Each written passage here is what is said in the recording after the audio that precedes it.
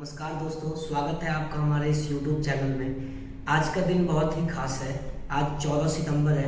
हमारे देश में आज के दिन हिंदी दिवस के रूप में मनाया जाता है। सबसे पहले हम लोग जानते हैं हिंदी भाषा, हमारी बोलचाल की भाषा, हमारी अभिव्यक्ति की भाषा, हमारी प्रतीकता की भाषा, हमारी संस्कार की भाषा। मतलब जब से हमारा जन्म हुआ है तब से पहले कोई भी बच्चा अपने स्थानीय भाषा के अलावे उनके जो माता पिता होते हैं या दादा दादी होते हैं वो उन्हें मम्मी, पापा, चाचा, मामा, दादा इस तरह के शब्दों का प्रयोग सिखाते हैं। मतलब कहीं ना कहीं हमारे ज़िंदगी में जन्म के साथ हिंदी शब्द का जुड़ाव है। हमारे संस्कार में हिंदी वर्णमालाओं की गूंज है। जब हम बड़े होते हैं अ आ इ ई हर्षी दीर्घी हर्षु दीर्घु इस तरह की चीज़ों को सीखते हैं, क ख ग घ य र ल वगैरह वगैरह। तो सबसे पहले आज हम लोग बात करते हैं हिंदी दिवस कहाँ और क्यों मनाया जाता है। आप सभी लोग जानते हैं हमारा देश एक प्रांतीय देश है। यहाँ अलग अलग बहुत सारी भाषाएं हैं। यहाँ तक कि संविधान में भी काफ़ी सारे भाषाओं को प्रमुखता के साथ चयन किया गया जो स्थानीय स्तर में बोला जाता है। उन सबों से उठ करके एक हमारी प्रमुख भाषा है जो औसतन 10 राज्य में लोग इसको प्रमुख भाषा के तौर पे प्रयोग करते हैं। उस भाषा का नाम है हिंदी।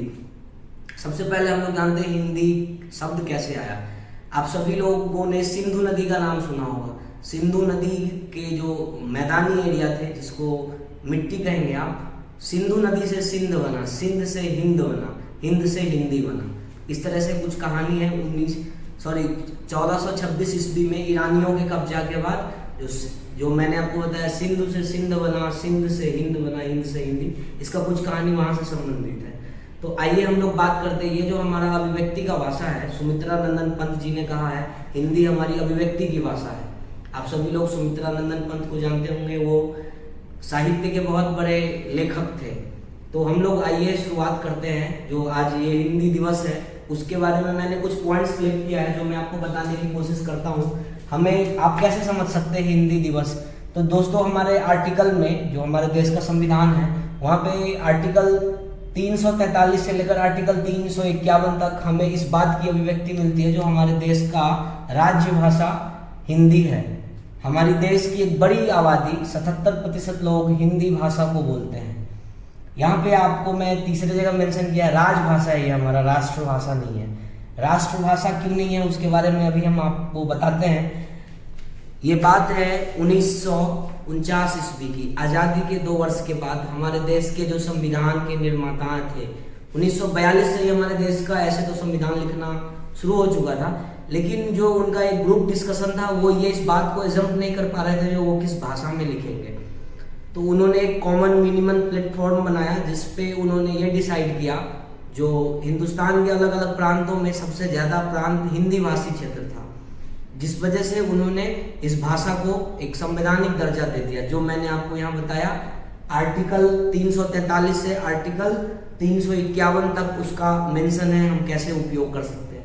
उसके बाद दोस्तों उस वक्त बात हो रही थी भारत का राष्ट्रभाषा घोषित करने का, लेकिन कुछ दक्षिण भारतीय लोग इसका विरोध करने लगे, जिस वजह से ये हमारा राष्ट्रीय भाषा संवैधानिक तौर पे बनते बनते रह गया। लेकिन आप सभी लोग जानते हैं हमारे देश का पहचान ही हिंदी से है। लोग स्थानीयता में विरोध जरूर करेंगे, खासकर दक्षिण भारतीय राज्यों में या पूर्वी भारतीय राज्यों में। लेकिन जब आप देखोगे ये या बॉलीवुड के कलाकार हो या खेल जगत के कोई भी लोग हो, उदाहरण स्वरूप मैं आपको बताता हूँ VVS लक्ष्मण कितने अच्छे और कितने उच्च स्तर के हिंदी बोलते हैं। सानिया मिर्जा, जबकि इनके परिवार का वो भाषा नहीं है और इनके भी पूर्वज हिंदी के विरोध करने वाले में से एक रहे हैं।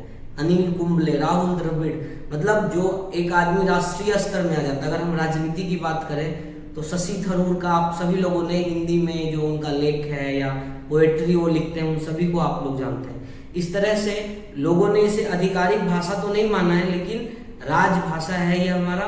और कहीं ना कहीं ये आने वाले समय में आप ऐसा जरूर देखोगे जो ये हमारे देश का संवैधानिक भाषा होगा। हम लोग अपनी बात की तरफ आगे बढ़ते हैं। मैं आपको बताता हूँ पिछले 4 दशकों में हिंदुस्तान की अलग अलग भाषाओं का डाउनफॉल हुआ है, जबकि हिंदी इसके विपरीत है। 17.95% लोगों ने हिंदी बोलना सीखा है, उसका प्रयोग करना बढ़ाया है। ये 10 राज्य हैं जहाँ की प्रमुख भाषा है। वो राज्य इस प्रकार हैं: उत्तर प्रदेश, मध्य प्रदेश, राजस्थान, हिमाचल प्रदेश, उत्तराखंड, बिहार, छत्तीसगढ़, महाराष्ट्र का कुछ हिस्सा, गुजरात, ये कुछ ऐसे प्रमुख पंजाब, हरियाणा, जम्मू कश्मीर का आधिकारिक भाषा तो उर्दू है, लेकिन वहाँ का भी दूसरा भाषा हिंदी है। तो इस तरह के ये कुछ 10-12 प्रमुख राज्य हैं जहाँ हिंदी नेसेसरिटी है। आप कॉर्पोरेट लेवल में भी जाओगे, मैं आपको दिल्ली आधारित बात बताऊं, ये भाषा प्रचलन में इतना अधिक बढ़ चुका है जो लोग प्रोफेशनल लाइफ में भी इसको प्रयोग करने लगे हैं। इसके अलावे मैं आपको यहाँ बताता हूँ, विश्व की तीसरी सबसे बड़ी भाषा है जिसको अमूमन 56 करोड़ लोग प्रयोग करते हैं। और दोस्तों यहाँ पे मैंने लिखा रोजगार की भाषा, इससे जुड़ा मैं आपको कुछ रिसर्च बताऊं। आपको जान करके हैसरत होगी, 20वीं सदी के शुरुआत में जब हमारे देश का भाषा का मैंने आपको इतिहास बताया, अमूमन आज़ादी के आसपास लोग विरोध करते थे, विशेष तौर पे कर्नाटक, तमिलनाडु, लेकिन आज वहाँ पे इनका ज़्यादा विकास है, वहाँ पे ये रोजगार की भाषा बन चुकी है। अगर आप सपोज, मैं आपको उदाहरण देता हूँ, आप किसी मैन्युफैक्चरिंग इंडस्ट्री में जॉब करते हो, इलेक्ट्रॉनिक इंडस्ट्री में जॉब करते हो, तो आप सभी लोगों को पता है हमारे देश में अंग्रेजी से ज़्यादा प्रचलित भाषा हिंदी है। अगर आप दक्षिण भारतीय राज्य में जाते हो जहाँ अलग अलग राज्य के लोग रहते हैं, अगर कोई सपोज तमिल है, कोई कन्नड़ है, कोई तेलुगु बोलता है, कोई मलयालम बोलता है, तो उनका कम्युनिकेशन कितना डैमेज होगा, एक दूसरे के साथ उनका टीम वर्क ही नहीं होगा। तो ऐसे में रोजगार की भाषा उन प्रदेशों में बन चुकी है। उत्तर भारत में तो ये पहले से थी, लेकिन दक्षिण भारतीय राज्यों में ये रोजगार की भाषा बन चुकी है। इसके बाद मैंने यहाँ इंग्लिश मेंशन किया है। दोस्तों सबसे बड़ी यहाँ एक प्रॉब्लम आ रही है आजकल, इंग्लिश आने के बाद जो हमारा भाषा का व्याकरण का प्रचार है, इसका अनुभव लगभग खत्म होते जा रहा है, क्योंकि आप किसी भी चीज़ को अंग्रेजी में लिखते हो, वो मोबाइल आधारित एप्लीकेशन उसको हिंदी बना देता है, इसी को हम लोग इंग्लिश कहते हैं।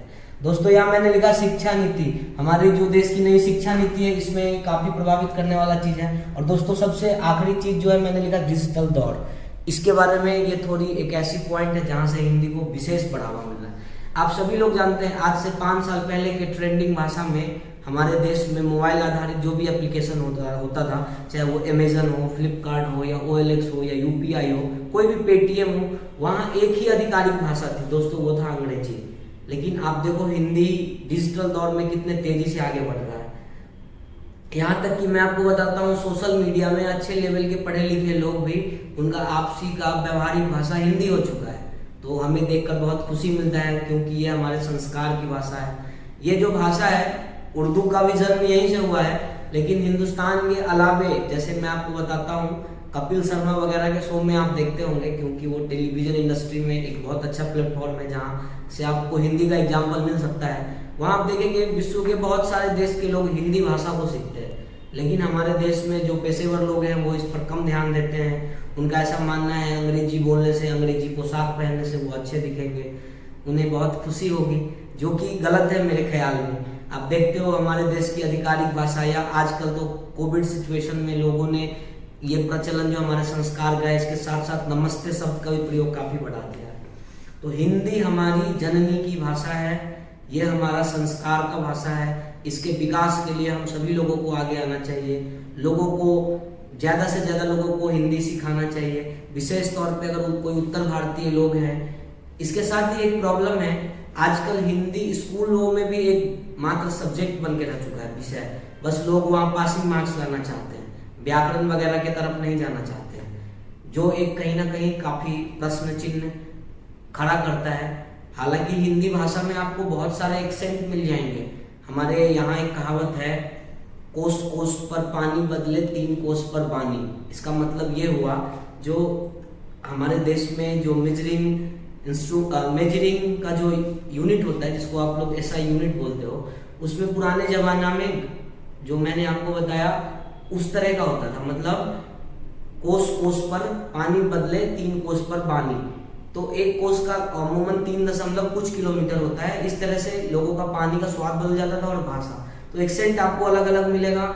लेकिन राजस्थान, पंजाब, हरियाणा, हिमाचल, उत्तराखंड, बिहार, उत्तर प्रदेश, मध्य प्रदेश, झारखंड इनकी प्रमुख भाषा है, और उम्मीद करते हैं हमारी भाषा का काफ़ी तेज़ी से विकास होगा। जैसा कि मैंने आपको बताया, पिछले 4 दशक में हमारी भाषा काफ़ी आगे आई है और भी आगे जाएगी।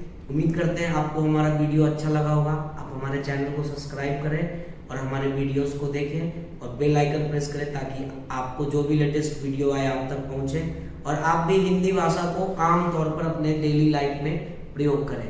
धन्यवाद।